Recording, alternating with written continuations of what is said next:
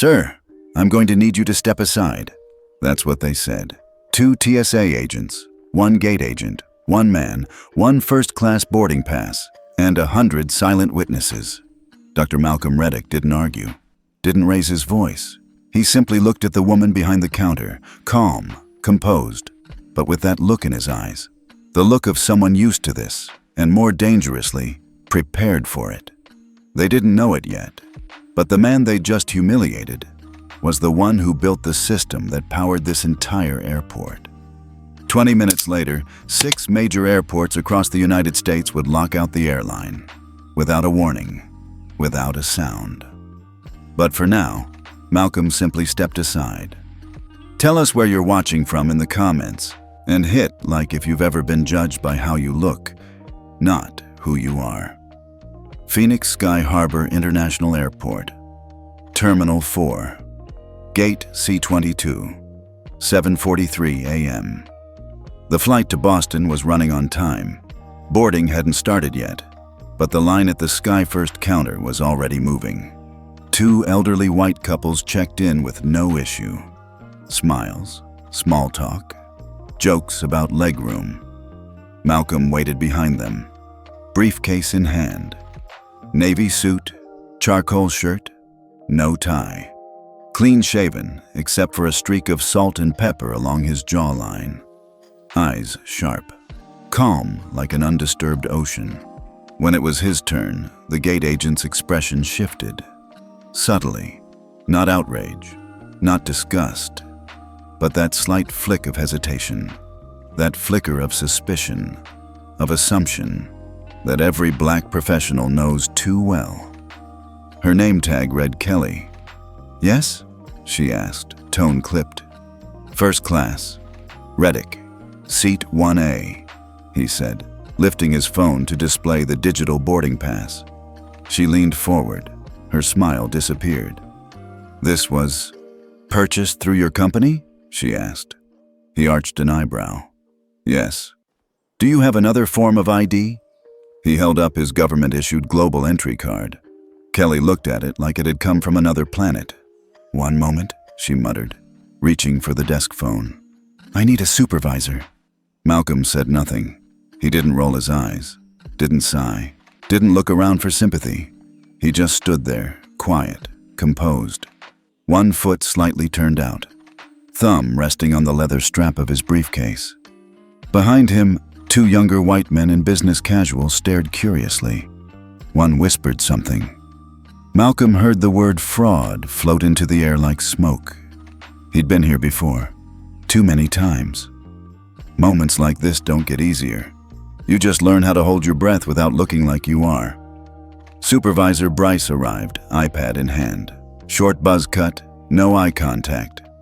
"We're seeing a booking issue on your seat," he said. "There's no issue," Malcolm replied. "It's confirmed. Corporate account, recurring itinerary. You've seen me before." "I don't recall." "Of course you don't." Bryce gestured subtly. 2 TSA agents shifted into view, a few steps behind.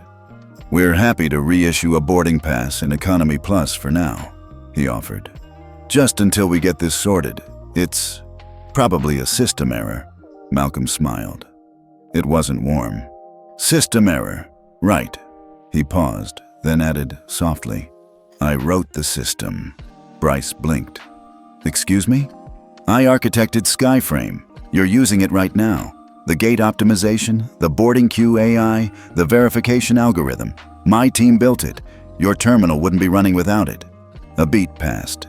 Bryce looked nervous now, but he didn't back off. "This isn't personal, sir. It never is," Malcolm cut in, still quiet. "It's always policy, always protocol, until it's not." Another beat. "Seat 1A is currently unavailable. You'll be in 29E. I trust that's acceptable?" Malcolm looked down at the boarding pass. He looked back up, and for the first time, he spoke with finality. "I'll take the seat." Not because he accepted it, but because he had already made his decision. As he walked down the jet bridge, he passed first class. His assigned seat, 1A, was already filled. A clean-shaven executive in loafers and a Patagonia vest sipped sparkling water, scrolling through emails. Completely unaware he was occupying a place that had already been bought, earned. Malcolm didn't flinch. He kept walking deeper into the fuselage, past business class, past economy plus, all the way to 29E, middle seat, last row, next to the bathroom. He sat down, opened his briefcase, pulled out a black tablet the size of a paperback, biometric locked. No one noticed. They never do. Within seconds, he was inside SkyFrame admin core. The interface greeted him with quiet precision. Welcome, Dr. Reddick. Root authorization, confirmed. Executive control, active. He scrolled to the protocol control module, tapped once. Clause 19E, emergency ethics override. No one had ever used it before. He'd written it 3 years ago, after a young black engineer was forced off a flight for asking for water twice, after a Muslim judge missed her hearing because the airline refused to validate her ID. Clause 19E was buried deep, hidden under layers of redundancy, untouchable unless you had root access. Only one person in the country did. Him. He tapped into the ethics compliance score for Liberty Air. Behavior index, 71, 100 passenger treatment index, 64, 100 prior warnings, 2. Next consequence, trigger, third strike. Malcolm didn't hesitate. Trigger now. The system executed silently. No confirmation screen. No, are you sure? Pop-up.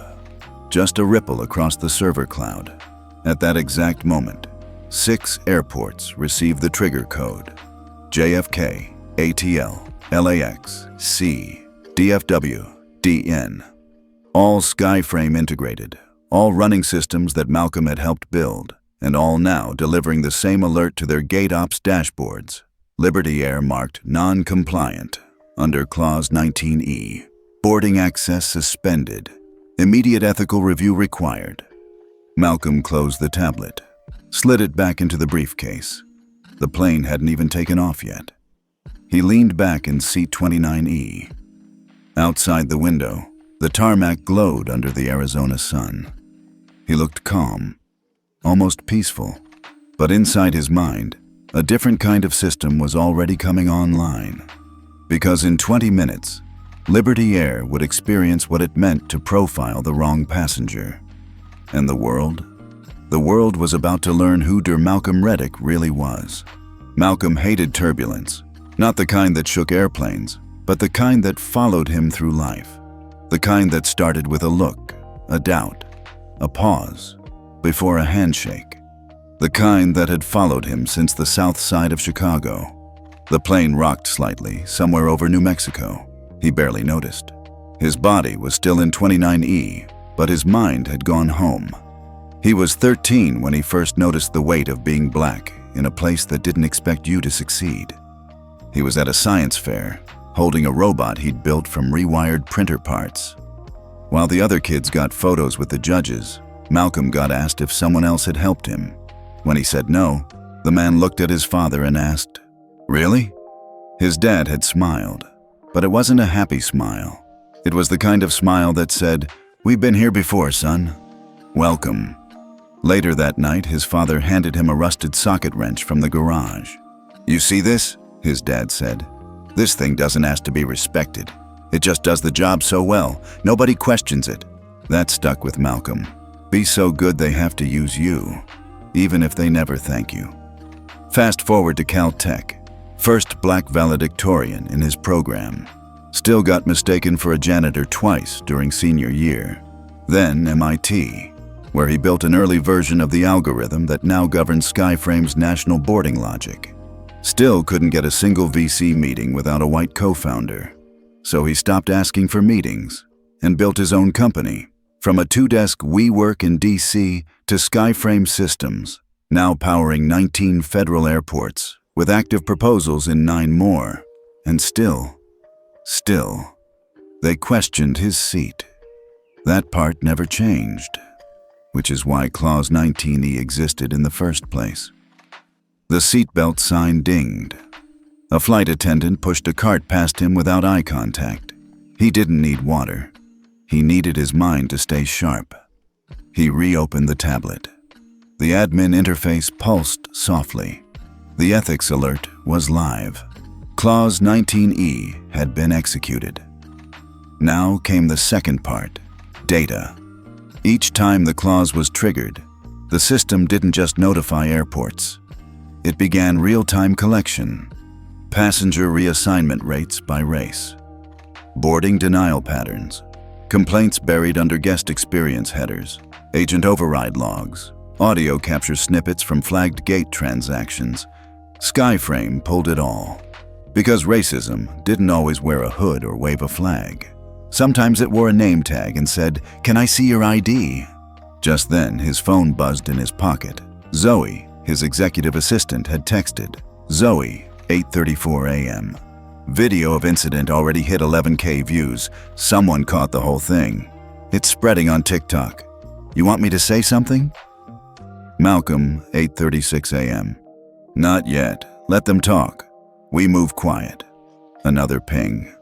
Zoe, 8:37 a.m. Also, Liberty PR just put out a routine delay statement, calling it a system upgrade hiccup. You were demoted to 29E because of a glitch, apparently. Malcolm exhaled through his nose. Malcolm, 8:38 a.m. Make a note. We respond through consequence, not comment. By the time the plane descended toward Boston, Liberty Air was already experiencing its first operational logjam. 6 airports had red flagged their boarding system. Flights were being held for technical reconfiguration. Internal group chats were flooded with screenshots of gate agents panicking over why Liberty boarding permissions were suddenly disabled. Terminal managers were calling IT vendors. None of them knew that the man sitting in seat 29E was the one who'd pulled the pin. As Malcolm stepped off the plane, the jet bridge buzzed with tension. Ground crew glanced at tablets with furrowed brows. One of the boarding screens flickered behind them, forcing a reboot. He kept walking. A driver held a sign with his name at the gate. "Dr. Reddick, I was told you'd be coming from first class." Malcolm gave a slight nod. Plans changed. They drove through Boston traffic, the city waking up around them. His destination wasn't a hotel. It was SkyFrame's Northeast Operations Center, small, quiet, built into a repurposed warehouse. He entered through the rear gate. No press, no noise, just rows of engineers, ethics analysts, and systems devs. His team didn't need introductions. They knew the look in his eyes meant one thing. Clause 19E was no longer theoretical. They dropped what they were doing. "Status?" he asked. James, his director of integrity analytics, spun his laptop around. "Liberty Air, 3 strikes confirmed. Total violation score across 6 airports exceeds federal tolerance. No prior disclosures. 17 suppressed complaint files recovered." Malcolm's jaw tightened. "Any passenger patterns?" "Black and brown passengers are 72% more likely to be flagged for secondary check in Liberty's boarding system," James said. "In first and business class, the gap grows to 89%. "Show me who signed off." James opened a folder labeled Internal Memo Chains. The signatures were from Liberty Air's ethics chief, their board, their COO. "We've got them," James said. Malcolm nodded once. "Now let's show them what it costs." At 9:47 a.m., Malcolm opened a secure channel to Ethos Vault, the ESG-linked financial compliance platform monitored by the FAA and 4 of the nation's largest ESG investment boards. He didn't accuse. He uploaded data, unfiltered, undeniable. Liberty's ethics score dropped below 62, the minimum required to maintain ESG-aligned status. Within 30 minutes, $1.1 billion in funding was frozen. 3 of Liberty's largest insurance underwriters paused coverage. 2 board members resigned preemptively. The CEO, still quiet, for now. Malcolm sat back. No press conference, no tweet storm, just systems doing what they were built to do. Let others scream. He rewired the machine. As the day wore on, SkyFrame's legal and data teams prepped for the next phase. The FAA had requested a closed-door meeting. Congressional aides had begun to circulate rumors. Journalists were catching wind that Clause 19E wasn't a bug, it was a tripwire. Malcolm stayed off camera. He ate lunch at his desk, half a sandwich, black coffee. His assistant walked in, visibly shaken. "Sir, Liberty just emailed you directly." He raised an eyebrow. "Who?" "Richard King, CEO." Malcolm tapped open his inbox. From Richard King, CEO, Liberty Air subject, urgent discussion request, seeking resolution. He didn't open it, not yet. He turned back to his team. "Prepare Phase 2. The email sat unopened for over an hour. Subject, urgent discussion request, seeking resolution. From Richard King, CEO of Liberty Air. Malcolm stared at the subject line while sipping lukewarm coffee, unreadable as ever. Around him, the SkyFrame Northeast Command Center hummed like a war room. Data analysts mapped heat signatures of ethics violations across 6 airports. Legal was already syncing with DC policy. PR was silent. Malcolm had forbidden them to speak until he did. At exactly 11:01 a.m., he clicked the message.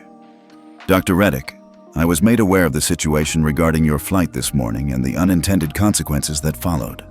Liberty Air has long valued diversity and ethical standards. I'd like to personally speak with you to resolve this matter before it escalates further. My direct line is below. I am available anytime today. With respect, Richard King, CEO, Liberty Air Resolve." That was the word they always used.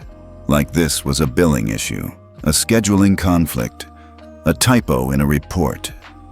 Malcolm pushed the laptop aside and leaned back in his chair. "Zoe," he called. His assistant poked her head in. "Yes? Clear my next call slot. I'm taking this one myself." He dialed the number. It rang twice. Then, "Dr. Reddick, thank you for calling. I hoped you would." "Mr. King." "Please, Richard." Malcolm didn't respond. The silence made Richard nervous. Malcolm could hear it in the shift of breath, the shallow throat clear. People like Richard weren't used to silence. They were used to controlling the tone, the pace, the apology. "Let me begin by saying what happened this morning is unacceptable," Richard said. "No one at Liberty condones that kind of behavior, and we're taking internal steps." "I'm sure," Malcolm said, voice neutral. "But this wasn't a behavior problem. It was a system behaving as it was designed. Then we'll audit that system, fully, with outside counsel." "You've done that before." Richard paused. "I've seen the buried memos," Malcolm continued. "The reflagged complaints, the edited boarding agent logs, the shift in training language. You've had 3 internal audits in 2 years, and you still didn't fix it." "We tried." "No," Malcolm cut in. "You buried it under legal risk assessments and PR damage control." Richard let out a slow breath. "What do you want, Dr. Reddick?" Finally, the real question. "I want consequence," Malcolm said. "Not apology." On the other end of the call, Richard sat in his glass-walled corner office at Liberty's headquarters in Arlington, Virginia, sweat building under his starched collar. 3 of his executive board members had already texted him during this call. "Find out what he wants. We're bleeding at the airports. Can he roll this back?" Richard cleared his throat again. "I understand," he said carefully.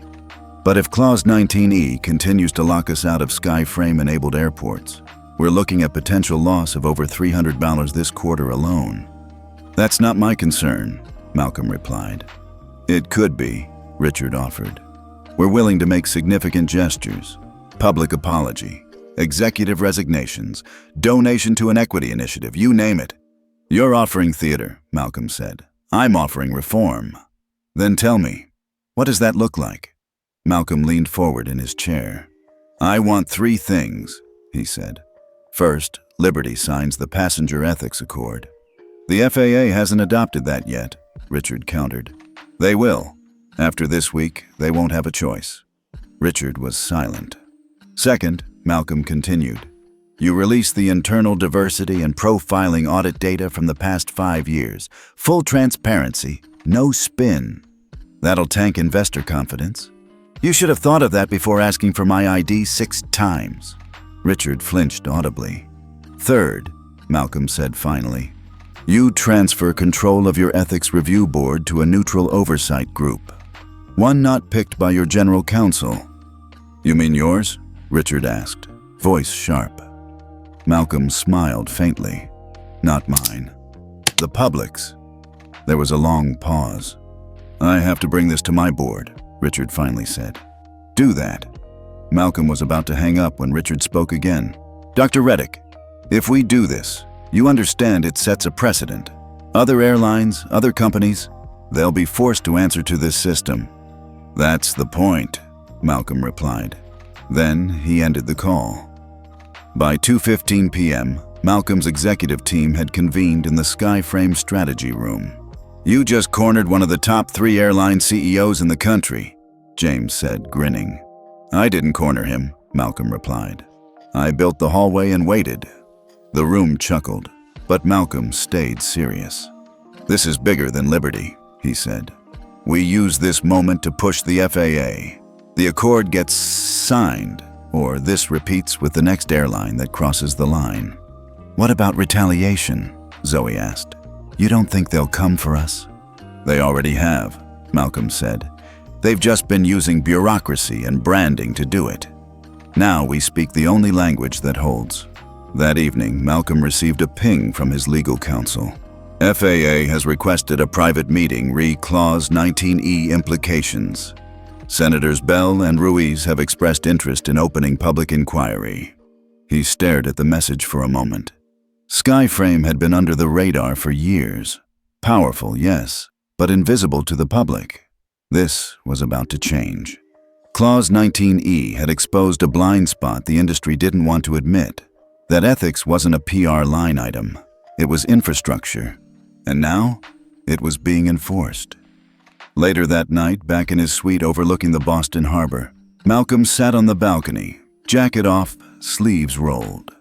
The city glowed below like a motherboard. Each light a connection, a circuit, a choice. He remembered his father's voice again. Be the tool they can't ignore. He wasn't a tool now. He was the architect.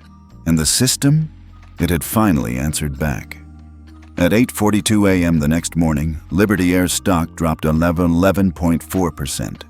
By 9:15 a.m., 3 of its airport partners had quietly suspended access to SkyFrame Sync for Liberty's domestic flights. And by 9:27 a.m., Malcolm received a brief notification on his private dashboard. Clause 19E, Phase 2, activated by cross-node escalation. He didn't smile. Not yet.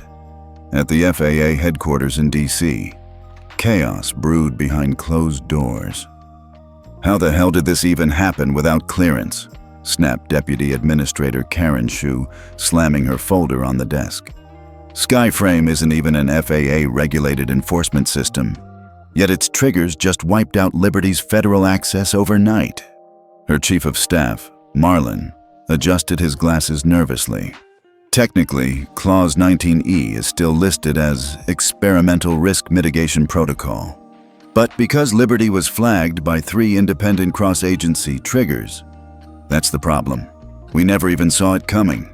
Across from her, the FAA's Ethics Integration Advisor tapped a line in the report. Reddick didn't use authority. He used design, he said. This isn't just retaliation. It's reform by infrastructure. We ignored the accord. He built his own enforcement. Karen stared at the floor, her mind racing. It wasn't just about liberty anymore. It was about precedent. Back in Boston, Malcolm walked into a quiet meeting room with his senior counsel, Yvonne Vega, and Zoe, his assistant. No press, no leaks, just whiteboards and war plans. Phase was triggered early this morning, Yvonne said, flipping her legal binder to the key clause. With 3 airports suspending Liberty's sync nodes and 1.1 B in ESG-aligned capital frozen from their investor pool, we've effectively locked them into a compliance bottleneck. Malcolm nodded. And FAA? They're panicking, Zoe added. Half of DC thinks you're trying to privatize aviation ethics. I'm not, Malcolm said. I'm just proving someone has to. Meanwhile, Liberty Air HQ looked like a bleeding empire. Richard King stood in the glass boardroom, his eyes bloodshot. Half his C-suite had dialed in remotely, the rest anxiously scribbling contingency notes. "What do we do if Reddick refuses to roll it back?" asked CFO Tim Garrison. "He's not bluffing," said Layla, the general counsel. "I reviewed the clause framework. He designed it to escalate autonomously once enough nodes agree on a violation." "You mean, we're being judged by airports now?" someone muttered. "No," Richard said bitterly. "We're being judged by the system we ignored." Back in Boston, Zoe returned from a call, her eyes wide. "Malcolm, you're going to want to hear this." He turned from the window. "The FAA just scheduled an emergency session with the Senate Committee on Aviation Oversight, and they invited you. Closed door, 48 hours from now." Malcolm was quiet for a moment. Then, "Send them a reply. I'll attend." "And your talking points?" He didn't blink. "I won't need talking points. I'll bring the receipts." 48 hours later, Washington, D.C. Room 245 of the Rayburn Senate Office Building was lined with closed blinds and cold coffee. The committee chair, Senator Diane Bell, looked across the table at Malcolm, sitting calmly in a dark suit, no tie, flanked by his counsel. "Dr. Reddick," she began, "you've forced 6 major airports into operational review. You've frozen a billion-dollar investment stream, and you've used a private protocol, Clause 19E, that bypassed traditional federal oversight." Malcolm met her gaze. "That's correct. Do you deny that you acted unilaterally to punish Liberty Air?" "I didn't punish them," Malcolm said. "The system did. I just built it to finally do what no one else would. Measure dignity, not just delay times." There was a pause. A few senators shifted uncomfortably. Senator Ruiz leaned forward. "Dr. Reddick, do you believe this is the future of airline regulation?" "I believe it should have been the past," Malcolm replied. "I built SkyFrame after your committee tabled the Passenger Ethics Accord for 3 years straight. So yes, if the system you refuse to pass becomes the system I enforce, then that's your answer." The room went still. Senator Bell folded her hands. "What would it take to deactivate Clause 19E and stabilize Liberty Air's operations?" Malcolm paused. "They need to sign the accord, publicly, no edits, and implement third-party oversight within 30 days. And if they don't? They won't just lose airports," Malcolm said. "They'll lose public trust, permanently." Outside the hearing room, whispers were already spreading through Capitol Hill. "He's not a CEO anymore," one aide said. "He's an infrastructure insurgent." "Or a regulator without title," another whispered. But Malcolm didn't care. He hadn't flown across the country to win a PR battle. He was there to make sure no 10-year-old black boy would ever be asked to show ID 6 times again, on a ticket his father paid for. Later that evening, as the Senate issued a statement calling for a new era of airline accountability, Malcolm sat in a quiet cafe near Union Station, watching the rain smear the windows. His father had once said, "Build something that outlives your name." SkyFrame would. Clause 19E already had. And Liberty Air? They had 2 choices, comply or vanish. It didn't take long for the public to catch up.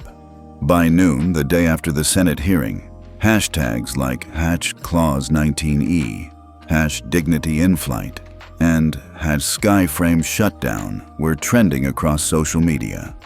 News anchors argued over whether Malcolm Reddick was a hero or a private tech tyrant. YouTube breakdowns of the Senate session pulled in 2.3 million views in 24 hours. And Liberty Air? They were already drowning. A leaked internal memo from Liberty's executive board hit the press. Due to the freeze on 1.1B in ESG-linked capital and Clause 19E's enforcement at 6 key airports, our operational viability is in jeopardy unless federal mediation is secured within 72 hours. It read more like a surrender note. And Malcolm? He hadn't spoken to the press at all. But that changed when the doorbell rang. It was Zoe, holding her iPad, face tense. "You need to see this." She turned the screen toward him. a clip from a Liberty Air internal meeting secretly recorded, showing an executive mocking the accord saying, "Who cares about ethics scoring? Our real customers are investors, not passengers." Malcolm stared at the screen for a moment, then finally spoke. "Book me for 60 minutes, tonight." The interview aired at 8 p.m. sharp. It wasn't flashy, no big gestures, just Malcolm, seated in a neutral-tone studio, speaking with calm, deliberate conviction. "When you triggered Clause 19E," the interviewer asked, "did you know Liberty's operations would collapse this quickly?" "I didn't design SkyFrame to collapse anyone," Malcolm said plainly. "I designed it to reveal them."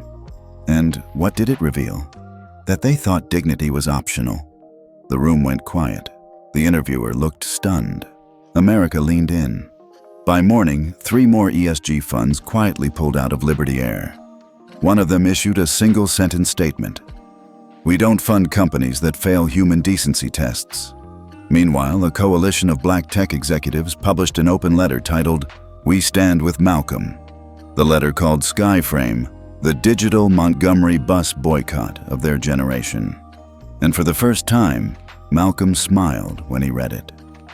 Not out of pride, but because someone finally understood what this was really about.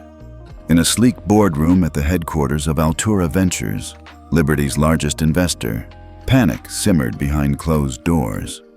"What if we force the board to fire Richard?" one partner asked. "Won't change anything," another replied. "SkyFrame doesn't care who's in the seat. It cares what systems they protect." One executive leaned back, exhausted. "Then we're not dealing with a man. We're dealing with a standard." They all fell silent, because they knew he was right. That same morning, Malcolm stood at the edge of a runway in Atlanta, invited by a group of regional airport directors for a private ethics roundtable. The air smelled of jet fuel and wet concrete, but the conversations were dry, technical, and transformative. "We're ready to implement a modified passenger ethics protocol," one director said, "based on the ClearSky structure." "FAA won't oppose it?" Malcolm asked. "They're scared to," another replied. Malcolm nodded slowly. "The point isn't to punish airlines, it's to give passengers a voice that speaks louder than stock prices." They agreed, not because they had to, but because the alternative was becoming unthinkable. By midday, Liberty's communications team attempted damage control. A press release went out. "We acknowledge the importance of accountability and will work with stakeholders to rebuild trust." But the public had moved on. The narrative was no longer about Liberty Air. It was about who would be next. A journalist from the Washington Tribune reached Malcolm for comment. "Do you think this moment is about racial justice, business ethics, or regulatory failure?" He answered simply, "All of the above, and also family." "Family?" she asked. "My son," Malcolm said. "When he turned 12, he asked me why security guards always follow us in stores, why flight attendants look at me twice, why, with all my degrees, I still have to prove I belong in first class." "And what did you tell him?" Malcolm exhaled. "I said, I'm working on it. This is me working on it." That quote went viral overnight. Even late-night hosts picked it up.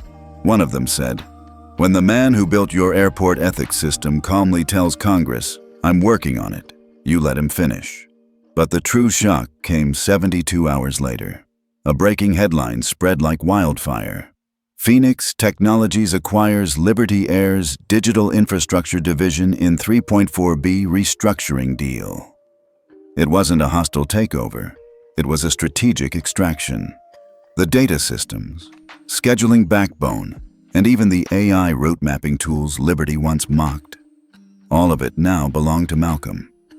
And the kicker? He renamed the division Phoenix Air. Liberty's board issued another press release, this time without any spin. Dr. Malcolm Reddick's firm will oversee Liberty's full transition into the Passenger Ethics Accord within 90 days.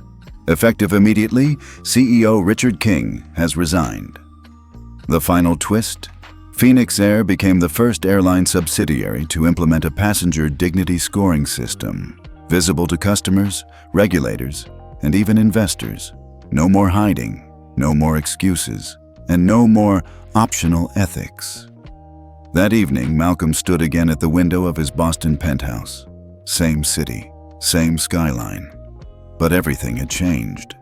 Zoe walked in, holding 2 glasses of scotch. "You did it," she said, handing him one. "No," he replied. "We did it." And as the city lights shimmered below, he whispered to himself, "For every black kid who was ever told to sit down and be quiet, this one's for you." 3 days after the acquisition, Malcolm's inbox looked like a battlefield of momentum and pressure. 37 airport directors wanted access to the Phoenix Air ethics model. 6 U.S. senators had requested private meetings, and his son Miles had texted him, "Dad, kids in school are saying you just became the Black Tony Stark." Malcolm chuckled at that one, but the truth was, he didn't feel like a superhero.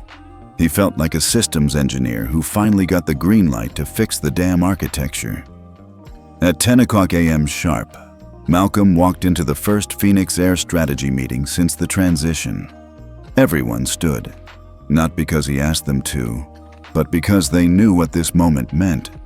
At the head of the table, he spoke with clarity. "We didn't buy liberty to inherit its sins. We bought it to replace its spine. From this day forward, our mission is simple. Passengers come first, period." He tapped the screen. "Today, we begin drafting the ClearSky Equity Protocol, not for one airline, for an entire industry." Outside that boardroom, the world was watching. Phoenix Air's rebrand wasn't just corporate, it was cultural. Social media exploded with praise. Travel blogs, ethics panels, and even high school civics classes debated the implications of a company being led by someone who built the tools to measure decency, not just profit. A New York Times columnist wrote, "In an industry ruled by fuel margins and flight delays, Reddick is asking a different question. Who gets to feel safe at 30,000 feet? But not everyone was thrilled. In a dim office in Northern Virginia, representatives from 4 competing airlines met in private. They were nervous, and for good reason. "What's to stop SkyFrame from flagging us next?" one asked. "It's not about stopping it," another muttered. "It's about getting ahead of it. Malcolm's setting a new standard, and if we don't adapt fast, the market will exile us. Or the FAA will force our hands," someone added grimly. They all nodded. The game had changed. Meanwhile, Malcolm flew to Chicago for a meeting with a coalition of public interest lawyers, disability advocates, and civil rights organizations. The goal? To co-write the Passenger Dignity Clause, the centerpiece of the ClearSky Protocol. "This can't just be about race," said Eliana Brooks, a disability rights champion. "It's about passengers with speech delays being treated like threats. It's about trans travelers being body scanned twice because someone's uncomfortable." "I agree," Malcolm said. "That's why the protocol must include multiple lenses: race, age, gender, ability, class, even language bias." They worked for 6 hours straight. When they finished, the room stood up and clapped. Not for Malcolm, but for finally being heard. That evening, Phoenix Air's social team posted an update. "Today, we began drafting the Passenger Dignity Clause with 14 community groups. This isn't PR, it's infrastructure." The post went viral, and it wasn't because of the language. It was because everyone knew they meant it. The next morning, Malcolm received a call from the Secretary of Transportation. "We're reviewing FAA-wide adoption of the ClearSky Protocol, but there's pushback." "From where?" "The carriers who built their profit models on ignoring people like you." Malcolm didn't flinch. "Then build better models." By the end of the week, Phoenix Air had added 2 more key changes to its operations. A real-time passenger ethics score visible on every boarding pass. An anonymous, verified voice assistant on all aircraft for passengers to report bias or mistreatment without fear. Not a suggestion box, a system with teeth.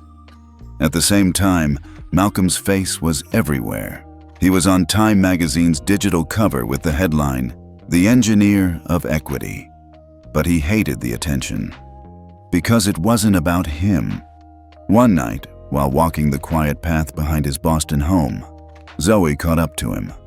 "You okay?" she asked. He nodded slowly. "It's just, I built SkyFrame because I was tired of having to explain my worth. I thought it would live in the background, but now it's the spotlight." "And that scares you?" "No, it humbles me." But not all humility came quietly. That weekend, Malcolm flew commercial, on purpose, coach seat, no entourage, baseball cap pulled low. When the flight attendant recognized him mid-boarding, she froze.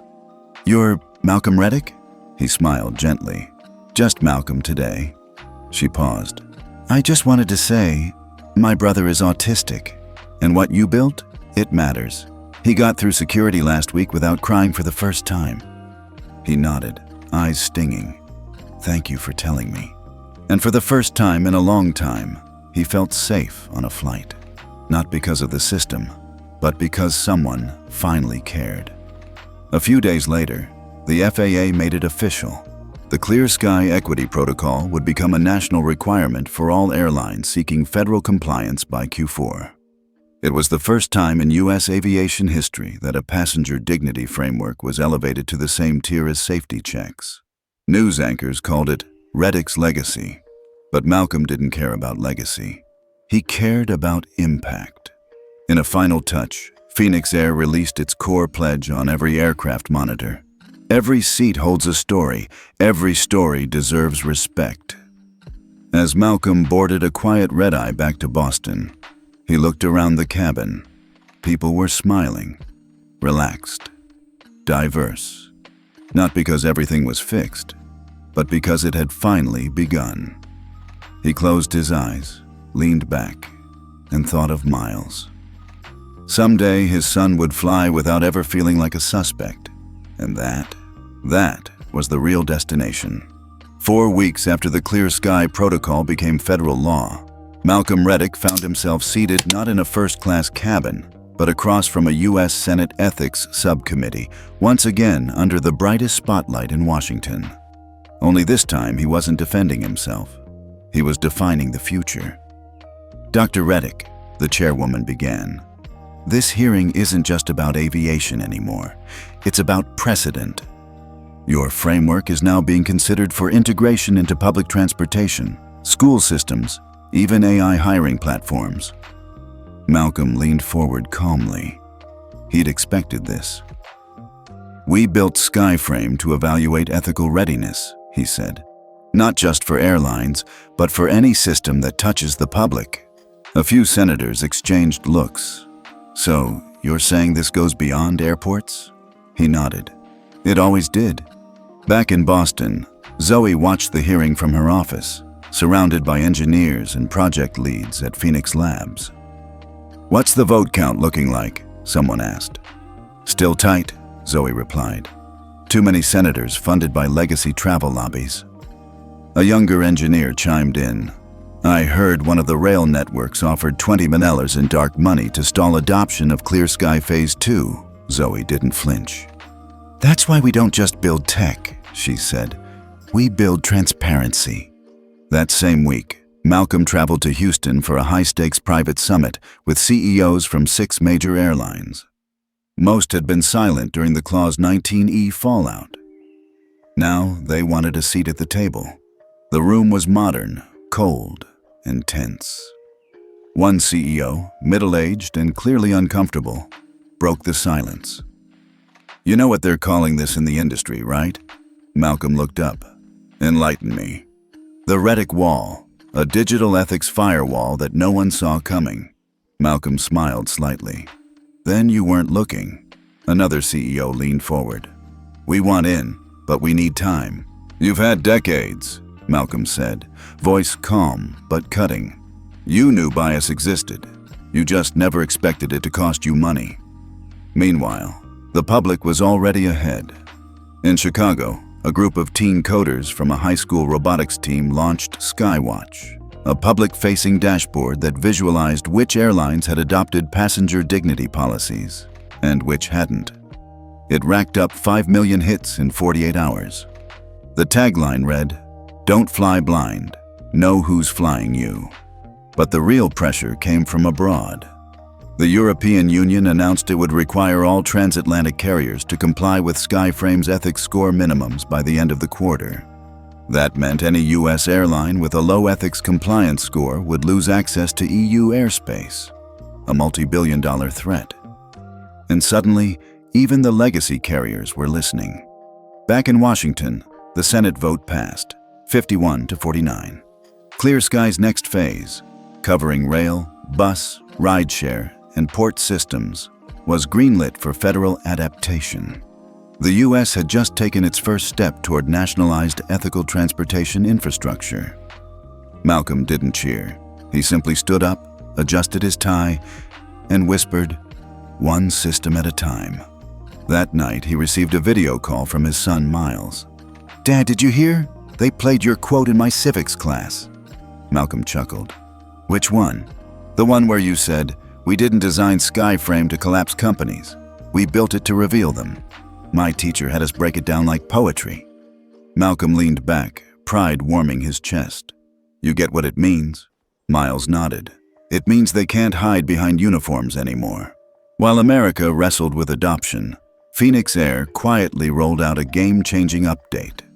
Flight Mirror, an in-flight AI monitor that would notify flight attendants in real time if passenger interactions fell outside the dignity threshold. Not punitive, preventive. Within 2 weeks, passenger satisfaction scores jumped 24%. Bias-related complaints dropped 61%. But not everyone appreciated the change. A viral video showed a first-class passenger berating a Filipino flight attendant, only for the AI system to flag the passenger and reassign them to economy. The clip ended with the captain saying, "Respect isn't optional at 35,000 feet." That line went viral. Even CNN ran a special titled, "Flying with Dignity, the Phoenix Protocol in Action." Meanwhile, industry shakeups continued. 2 CEOs who resisted ethics adoption resigned within days of each other. An anonymous memo leaked from their board read, "We didn't lose to technology, we lost to expectations." In response, Malcolm was invited to keynote the Global Aviation Ethics Summit in Geneva. His speech was simple, almost plain. He spoke of systems, transparency, and accountability. But it was the closing sentence that landed like thunder. Every seat has a cost. Every story has value. The day we forget, that is the day we should all stop flying. He received a standing ovation from 6 continents. Back home in Boston, Malcolm stood at the rooftop of the Phoenix Tower, watching planes draw quiet streaks across the sky. Zoe joined him, 2 coffee cups in hand. "Did you ever think this would happen?" she asked. "No," he said, sipping. "I thought we'd build something powerful, but I didn't know we'd build something unavoidable." They stood in silence for a moment, watching the stars rise behind the jets. Then Malcolm turned, voice steady. "We didn't just rewrite the rules. We rewrote the sky." It began on a Friday afternoon. No press conference, no angry post. Just a quiet message from Phoenix Air's internal server that read, "Effective immediately, SkyFrame ethics validation is suspended across 3 airports due to unresolved compliance violations. Reddick Command, Clause 19E." And with that, everything stopped. At Logan International, stunned passengers stared at monitors that read, "Gate clearance suspended. Await further instructions." At JFK, a dozen inbound flights circled mid-air, denied landing sequences. At LAX, 3 allied airlines were blocked from boarding. $280 million in estimated losses. In the first 6 hours, Malcolm sat in his office, the room dim, the air still. He didn't flinch. He didn't blink. This wasn't a bluff. It was the execution of a clause he had designed specifically for this moment. Clause 19E. A rare emergency override triggered only when core ethical protocols had been intentionally bypassed across multiple partner terminals. This wasn't a punishment. It was a reckoning. News outlets scrambled. 3 airports locked down by ethics software. Phoenix CEO executes controversial clause, 74 flights grounded. FAA in emergency talks with SkyFrame leadership.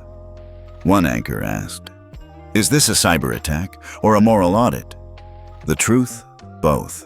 At the FAA's Emergency Command Center, chaos rippled across departments. One official whispered, "Reddick just did in 8 hours what we couldn't do in 8 years." Another replied, "He didn't ground the planes. The system did." But Malcolm's real message wasn't technical. It was personal.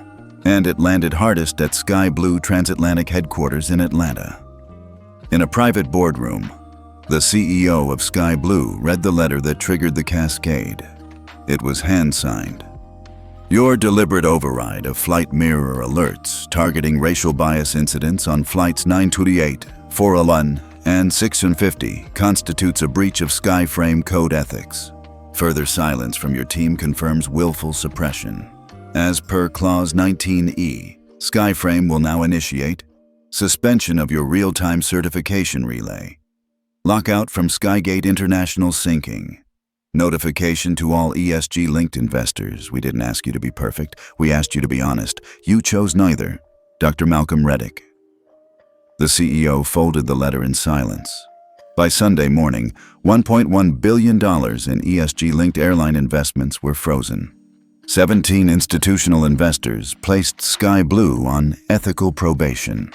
The EU delisted them from verified international airspace for 72 hours. It was the largest non-violent disruption in the history of modern commercial flight. But for Malcolm, the pain wasn't in the numbers. It was in the faces of the passengers who'd messaged him in the days prior. "They called me a security risk because I have a stutter. My daughter was touched without consent during a random check. They let others board, then told me my seat was reassigned. I was the only black woman in line." He didn't need more data. He needed a line in the sand. And this was it. Across social media, a movement exploded. Clause 19. Fly with dignity. I stand with Reddick. Thousands of passengers shared their own quiet humiliations, moments they'd buried. One tweet read, "Clause 19 wasn't an overreaction. It was an overdue response." At Phoenix Air's Monday press briefing, Malcolm stepped to the podium alone. No teleprompter, no PR spin. Just a single screen behind him with 5 words, "Dignity is not optional anymore." He spoke calmly. "We're not grounding flights to seek revenge. We're freezing dishonesty. And yes, it hurts. Systems don't change because it's polite. They change because someone decided silence was no longer an option." He paused. "And let me be clear, this isn't about race alone. This is about patterned neglect." Then came the moment no one expected. He announced a new SkyFrame mandate. Every participating airline will now be required to publish monthly passenger ethics reports, detailing all complaints, response times, and real-time resolution ratings. Non-compliance will trigger progressive disconnection. Reporters gasped. This wasn't just oversight. It was forced transparency. And it meant one thing: airlines would finally be accountable in public. That evening, major carriers held emergency board meetings. Some fumed, some panicked, but a few, surprisingly, leaned in. The CEO of Air Vista, a mid-sized budget airline, announced, "We're adopting SkyFrame full compliance by next month. Not because we're perfect, but because we're tired of pretending we're not flawed." It went viral. Customers flocked. Stocks surged. And within 48 hours, 4 more airlines followed. Meanwhile, Sky Blue's CEO released a short, hesitant statement. "We believe in the value of equity. We're conducting an internal review and will engage with SkyFrame as needed." It landed like wet paper. Malcolm didn't reply publicly. He didn't need to. The system spoke for itself. As for Malcolm, he returned to Boston quietly. That night, he met Zoe at a cafe they used to visit back before all this began. "How long can you hold the line?" she asked. Malcolm stirred his coffee. "As long as people remember why it was drawn." Back in his office, he pinned a note to his corkboard. It was scribbled on the back of an airline napkin, left anonymously by a passenger on a recent flight. "Thank you for making the sky feel like it belongs to everyone again." He stared at it for a while, then folded it gently and put it in his coat pocket. Because at the end of the day, that's all Malcolm wanted. Not power, not revenge. Just a sky where his son, and every stranger he'll never meet, could fly without apology. 10 days after Clause 19E brought the airline industry to a halt, Malcolm Reddick walked into a boardroom at the U.S. Department of Transportation, not as a guest, but as the lead architect of the first ever Federal Ethics Infrastructure Committee. Around the table sat officials from the FAA, Department of Justice, Commerce, and even representatives from international aviation bodies. Some greeted him with respect, others with quiet resistance. But none could deny the truth. The man who grounded fleets with silence was now being asked to write the new rules. "Mr. Reddick," said Secretary Marla Chan, "we want to explore implementing your framework as the ethical backbone across all federally funded travel systems, aviation, rail, even ports. What would that require?" Malcolm didn't hesitate. "Transparency, real enforcement power, and the courage to measure what people are afraid to admit." A Justice Department official raised an eyebrow. "Which is?" "Dignity isn't subjective," Malcolm said. "But how we've ignored it for decades, that's systemic." No one argued. Outside the room, public opinion surged. Over 81% of Americans polled said they supported permanent ethics reporting for airlines. A stunning 63% wanted it extended to trains, buses, and ferries. For the first time, ethics and transportation were in the same sentence, and not just as lip service. Meanwhile, at Phoenix Labs, Zoe led a high-pressure sprint to prepare SkyFrame for Phase 3 deployment, a nationwide adaptation plan.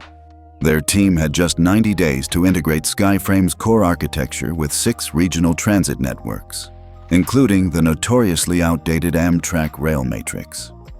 "How are we supposed to modernize a system built on Windows 98? One engineer groaned. "You don't update the system," Zoe replied. "You give it a conscience." Back in Boston, Malcolm visited South End Community Center, where he'd once taught after-school computer classes long before he became the guy who froze 1.1b. He walked the halls quietly, passing old photos of him and kids who'd long since grown up.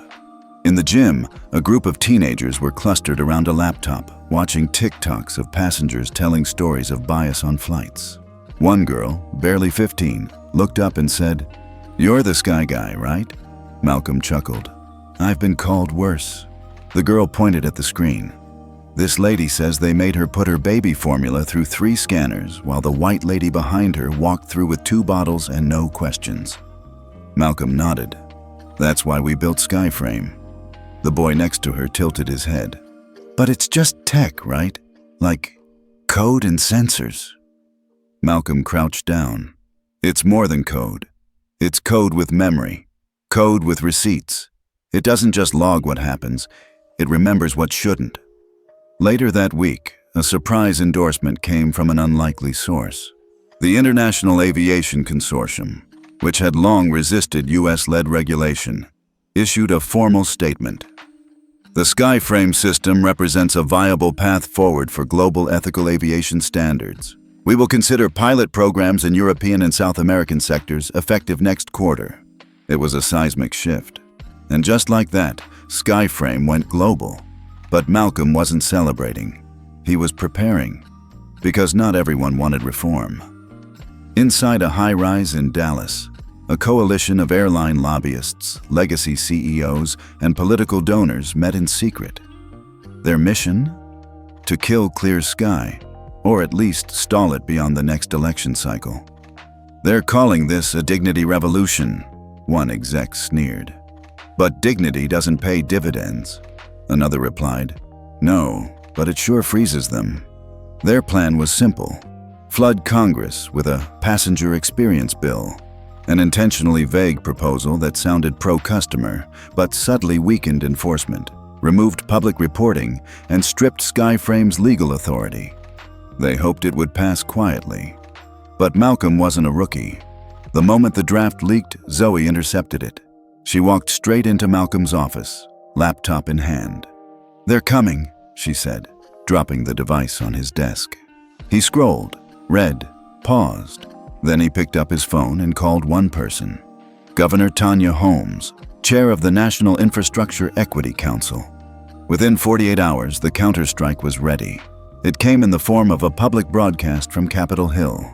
Governor Holmes, flanked by Malcolm and Secretary Chan, stood before the press.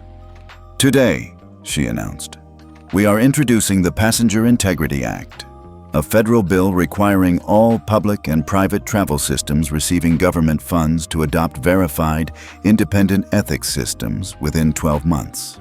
And yes, that includes airlines, railroads, ferries, and even ride shares." Reporters went into a frenzy. She looked at Malcolm. He stepped up. "We're not regulating emotions," he said. "We're certifying behavior. If you touch the public, you must be worthy of their trust." That night, Phoenix's announcement video dropped on YouTube, and Telltales went viral within hours. The video opened with real clips from passengers describing moments of injustice in their own words. It ended with a quiet black screen and the line, "For every flight we missed, we never missed the point. ClearSky." Now, within 72 hours, 2.6 million people signed the online petition. 4 major airlines preemptively committed to ClearSky compliance. One airline CEO resigned. And perhaps most importantly, Congress blinked. In Boston, Malcolm walked the Charles River at sunset, Miles at his side. "Do you think it'll stick this time?" his son asked. Malcolm thought for a long moment. If enough people remember what it felt like to be invisible, it will. Miles kicked a rock. "I used to think dignity was just about how you looked." "It's not," Malcolm said. "It's about whether people see you when they don't have to." And across terminals, train stations, and bus depots nationwide, something small but powerful began to spread. Signs that read, "You are being seen, you are being counted, you are being heard." Some passengers took photos, others cried, but all of them understood the message. The sky wasn't just changing, it was watching. And this time, it was watching for them. 6 weeks after Malcolm Reddick's silent protest disrupted aviation networks across the country, the air was different. Not just in how planes flew, but in how people were seen. The moment had evolved into a movement. And now, that movement demanded law. In Washington, D.C., the Rayburn House office building was packed. Media crews, civil rights leaders, transportation officials, and former passengers filled every seat. The hearing was live-streamed across every terminal, every gate screen, every airline's app notification bar. The title of the session was simple: Passenger Dignity in Federal Aviation. But this wasn't about buzzwords. It was about rewriting how the nation measured respect in transit. Malcolm sat at the center of it all, not as a guest, but as the co-author of the very proposal under review, the ClearSky Equity Protocol, a federal mandate rooted in data, dignity, and design. Senator Ramirez leaned forward, microphone hot. "Mr. Reddick, let me be blunt. This protocol, Clause 19E, SkyFrame, the compliance scoring, it's a lot of power to give one system. What makes you think it's ready to scale nationwide?" Malcolm didn't blink. "Because bias is already nationwide," he replied calmly. "The only difference is, now we can measure it." There was a beat of silence, then murmurs, then applause. But not everyone was clapping. In the back rows, airline lobbyists whispered to one another. The hearing had been scheduled with hopes of neutralizing the ClearSky momentum, but the public was too invested now. And Malcolm? He was playing chess 3 moves ahead. A screen flickered behind him as he tapped his tablet. "Let me show you something," he said. The hearing room dimmed. The screen lit up with real-time data visualizations. Disparities in how passengers of color were flagged for extra screening. Maps of service inconsistencies by zip code.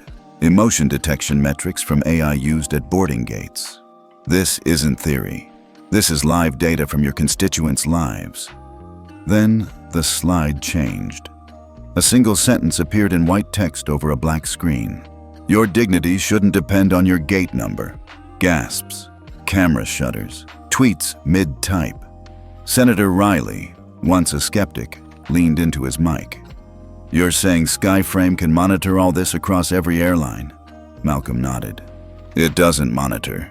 It remembers. And it learns." The next 48 hours blurred into press conferences, roundtables, and emergency sessions. The FAA issued a provisional report endorsing SkyFrame, citing a 37% drop in passenger complaints on compliant test routes. That same day, the House Transportation Committee voted to move the ClearSky Equity Protocol to the full House floor, an unprecedented pace for ethics legislation. Zoe called from Boston, her voice trembling. "They just pinged us. FAA wants Phase 4 compliance integration in 90 days. Malcolm closed his eyes. It's happening. But the victory wasn't just legal, it was cultural. On social media, #ClearSkyNow trended for a record 13 days. TikTok creators reenacted famous discrimination cases, this time with alternate endings where power was returned to the passenger. In Los Angeles, a grassroots campaign turned bus shelters into art installations about travel dignity. And in Atlanta, Delta's new training included the phrase, "Passenger dignity isn't optional, it's the runway." Malcolm watched all of it with quiet awe. He'd built the system, but now the people were flying it. 2 weeks later, the FAA administrator stepped onto the podium flanked by Senate leaders, the Secretary of Transportation, and Malcolm himself. The room hushed. "With unanimous interagency support," the administrator began, "we are proud to announce the official adoption of the ClearSky Equity Protocol as a federal mandate." Cameras flashed. Reporters scrambled. "Effective immediately, all federally certified commercial airlines must integrate SkyFrame into their operations within the next 180 days. Non-compliance will result in restricted airspace access, revoked funding, and public ethics scoring visible to passengers." Malcolm stood silently beside her. No smile, just presence. He wasn't here to celebrate. He was here to witness accountability being written into code. Afterward, as officials mingled and press swarmed the stage, Malcolm walked out into the cold air of the Capitol steps. He dialed Zoe. "It's law," he said. On the other end, she laughed through her tears. Back home in Silver Spring, he sat on the edge of his bed that night, staring at the folded letter on his nightstand, the one from his mother written just before she passed. "You will change systems, not just companies," she had written. "But don't forget to change hearts too. Start with your own." Malcolm exhaled. For the first time in months, the silence in the room felt earned, not empty. He had grounded a fleet. But more importantly, he'd cleared the sky. 3 months had passed since the ClearSky Equity Protocol became federal law. The skies were quieter, but not in volume. Quiet in tension. The kind of quiet when a long fight is finally over, or at least paused. Malcolm Reddick had intentionally stepped back from the spotlight. No press, no panels, no speeches. He was done explaining justice to people who had never been denied it. Instead, he returned to something simpler, flying. On a chilly Thursday morning in March, Malcolm walked into Reagan National Airport. No entourage, no suit. Just a black hoodie, his tablet, and a first-class ticket in hand. He wanted to see it for himself. Not a demo, not a hearing, a flight.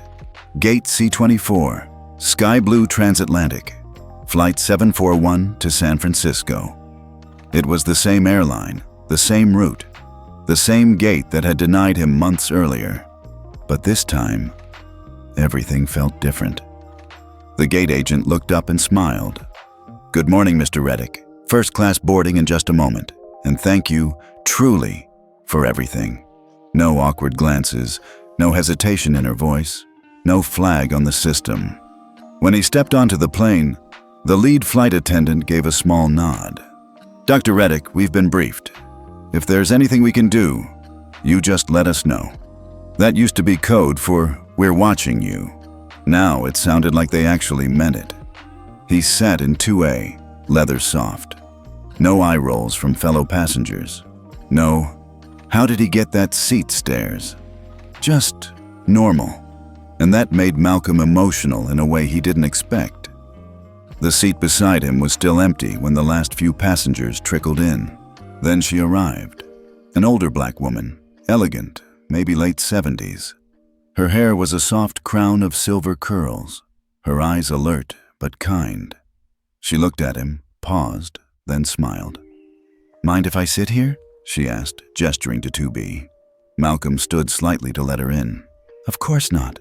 As she settled in, she glanced over and gave a small, knowing smile. "I know who you are." Malcolm chuckled. "That obvious?" She waved her hand. "Not the fame, the energy. You carry it like someone who's tired but still standing." Her name was Lucille Franklin, a retired civil rights attorney from Oakland. She'd flown in to visit her great-granddaughter but was heading back home. They talked about the movement, about the stories that never made the news, about what it meant to fight the same battle across different decades. "You didn't just build software," she said at one point. "You built a mirror and forced a whole industry to look." Malcolm was quiet for a moment. "Sometimes I wonder if it'll last." Lucille turned to him, stern now. "Then make sure it does. Write the next version. Train the next you." He nodded slowly. The words didn't feel like praise. They felt like a charge. As the plane reached cruising altitude, the pilot came over the speaker. "Ladies and gentlemen, welcome aboard Sky Blue 741. In case you haven't heard, our airline now complies fully with the ClearSky protocol." Murmurs spread through the cabin. Some passengers clapped. Lucille leaned in and whispered, "You hear that? That's the sound of the sky shifting." Malcolm looked out the window. The clouds rolled by in perfect silence, and for the first time in a long time, he didn't feel like he was flying alone. Back in San Francisco, Malcolm didn't return to a boardroom. He didn't walk into a tech lab or a think tank. Instead, he walked into a middle school, a public charter school in Bayview Hunters Point, where the air still carried echoes of systemic neglect, and kids still dreamed loud despite it. He'd made a promise to himself on that flight. If change was going to last, it had to start here. The principal, a sharp woman in her 30s named Ms. Rivera, welcomed him with cautious optimism. "They know who you are," she said. "Some of them even think you're Iron Man without the suit." Malcolm laughed. "Tell them I'm more like Alfred, building the tools in the cave." She smirked. "They'll love that." The students were already waiting. Dozens of bright eyes, different shades of defiance and hope, looking up from folding chairs. Malcolm didn't use a mic, didn't bring a deck. He just spoke. About code, about ethics, about what happens when you're underestimated, and why that's your sharpest weapon if you use it right. He shared the story. Not the scandal, the story. The denial, the silence, the phone call, the system behind the system, the consequences, and how every line of code in SkyFrame was written with them in mind. A girl in the front row raised her hand. "Are we going to build stuff like that too?" Malcolm smiled. "You're going to build better." And just like that, something shifted. Not just in them, in him. Later that day, he signed the first partnership agreement with the school. A $2.8 million pilot program called Project Altitude, where underrepresented youth would be trained to build ethical tech infrastructure for public systems, airlines, hospitals, cities, not just to code them, to guard them, to lead them. Later that night, Malcolm sat on the rooftop terrace of his home in Pacific Heights, legs stretched out, glass of ginger tea resting on the railing beside him. The breeze off the bay swept across his face, and in the hush of the night, the lights of the Bay Bridge shimmered like a nerve center pulsing in the dark. He hadn't sat up here in months. This view used to be a place of strategy. Now it felt more like a moment of surrender, but not defeat. Evolution. His tablet buzzed. Incoming call. Zoe Sinclair. He grinned. The timing couldn't have been better. "Dr. Reddick," Zoe said, her face filling the screen with the half-exhausted smirk of someone who hadn't slept in Brussels time for 3 days. "Did I just see a new grant drop with your name on it? You stalking my philanthropic side now? Only when it has a $2.8 million price tag and a privacy embargo." They both laughed, but Zoe's eyes were scanning him. She noticed the calm in his shoulders, the absence of the usual sharpness. "You flew again," she said, not as a question, but as a quiet observation. "I did. And? It didn't feel like a test this time. No hidden hands, no loaded gazes, just dignity. Must have been a hell of a crew." "No," Malcolm replied. "It was a hell of a protocol." Zoe leaned back. "You know what you did, right? You didn't just build something to punish injustice. You coded a ceiling into the industry, one that forces them to grow taller if they want to survive." He exhaled. "I don't want to run another company, Zoe." "Then what do you want?" "To build altitude. Not tech, not money, not ego. Just give these kids a radar before they ever hit turbulence." "You mean Project Altitude?" "I mean more than that. A global platform. Schools, certifications, labs for tech ethics. A network. By us, for us. Powered by those who felt the weight of exclusion and turned it into propulsion." She stared at him, not with shock, with recognition. "And I want you to run the EU pillar." Took you long enough to ask. They sat in silence. Not awkward silence. Sacred. The kind that settles between people who've fought too many quiet wars together to need small talk. "Do you remember your first rejection?" Malcolm asked suddenly. "MIT doctoral board. They said emotion-based ethics was a bias risk, because I came from a Caribbean family." "Freshman year," Malcolm said. "Submitted a system that optimized airport security queues. They accused me of plagiarism. Said someone like me didn't look like a systems architect." "Someone like you." "Yeah, someone black. Working night shifts to stay enrolled. No legacy. So you built one." "I didn't build it for me." "I know. Another beat. It's time to open source the blueprint, not just protocols, pathways. Equity shouldn't be hidden behind capital or code." Zoe smiled. "Let's make it happen. Not in 5 years, now." Malcolm raised his glass of tea. "To the last storm I'll ever fly through alone. To the next sky we'll help them claim." The call ended, but the rooftop didn't feel quiet anymore. It felt alive. Malcolm looked out at the bay, and in his mind, he saw a different kind of system. Not one of gates or firewalls, but corridors of trust. Networks that saw people before profiles. This was no longer about an airline. This was about air itself, and who had the right to breathe freely within it. Once, he had flown through storms to build something for himself. Now, he would build so no one else had to. Not alone. Not again. 10 months later, National Aviation Reform Conference, Washington, D.C. The lights dimmed in the packed convention center. Every major airline executive, regulator, airport director, and ethics board member sat silent as the stage lit up in a soft, deliberate gold. A spotlight landed on the keynote podium. Dr. Malcolm Reddick stepped up to the mic. The last time this many cameras were on him, it was chaos. This time, it was invitation. He wasn't wearing a tie, just a black mandarin collar jacket and a quiet presence that carried more weight than any title. He scanned the crowd and began, voice steady. "Last year, I boarded a plane expecting to fly. What I experienced instead was a reminder that visibility doesn't equal value, and that dignity still has gatekeepers. There were murmurs. Everyone remembered the headlines. In those 20 minutes, I was reduced to a seat number, disregarded not for what I lacked, but for what I represented. That moment didn't just ground a plane. It grounded an entire industry's illusion of progress. A beat of silence. Then he smiled, just slightly. But this isn't a story about me. It's about what happens when one system refuses to bend, and another system is ready to rise. The screen behind him lit up. ClearSky Equity Protocol. Now live across 6 countries, 31 airports, 58 airlines. Gasps. Applause.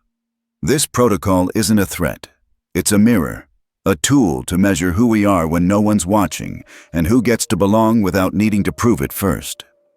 Behind him, a real-time feed of flight status updates appeared. This time color-coded not just by weather, but by ethics rating. Green for compliant, yellow for under review, red for grounded under the ClearSky system. Executives shifted uncomfortably in their seats. A few leaned forward, inspired. We've spent decades regulating metal, altitude, and fuel efficiency, but we forgot the people inside the planes. The single mother getting ignored, the veteran disrespected, the teenager profiled, the CEO dismissed because he didn't fit the first-class look. He paused. No more. Another slide appeared. Passenger Dignity Index, launching Q1 across all U.S. hubs. Every airport that partners with Skygate Nexus will now require baseline ethics training, dignity reporting systems, and real-time accountability tracking. This isn't a PR move. It's policy. And if you can't meet it, you don't fly. Thunderous applause. From the front row, Zoe Sinclair stood with her hand over her heart. Beside her sat his son, Jordan, recording everything on his phone. In the back, reporters whispered to each other. This wasn't just a protocol. This was the beginning of ethical aviation. Malcolm continued, but his tone softened. My mother raised me to believe you shouldn't have to own the plane to be treated like a person on it. That belief built the very code that's now regulating access to the sky. He looked up for a long second. I dedicate this to her, and to every person who's ever been made to feel small in a place meant to carry them high. The screen faded to a simple phrase. The sky belongs to all of us. Then applause. Long, sustained, not performative, but earned. Malcolm stepped away from the mic. He didn't bow, he didn't wave. He just smiled, quietly, and walked off stage. Afterward, a different departure. 2 weeks later, Malcolm boarded a flight to London for a summit with the Civil Aviation Union. He wore no badge, no assistant, no security. Just a carry-on, a book, and his silence. When he reached the gate, a young agent greeted him with a nervous smile. Good evening, Dr. Reddick. Thank you for flying with us. He nodded politely. As he approached the jet bridge, the captain, black, mid-40s, stepped out of the cockpit, extended his hand, and said, Because of you, sir, my daughter's studying aerospace without ever asking if she belongs. Malcolm shook his hand, then turned, stepped into the aircraft, and for the first time in a long, long time, he flew without looking over his shoulder. Have you ever felt invisible in a place where you should have been respected? Or, what would you have done if you were in Malcolm's shoes that day?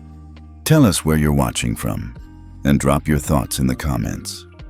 Your story might inspire someone else to speak up too. And remember, dignity isn't a luxury, it's a right. If this story hit you hard, share it with someone who needs to see how one voice can ground an entire system and lift others in the process.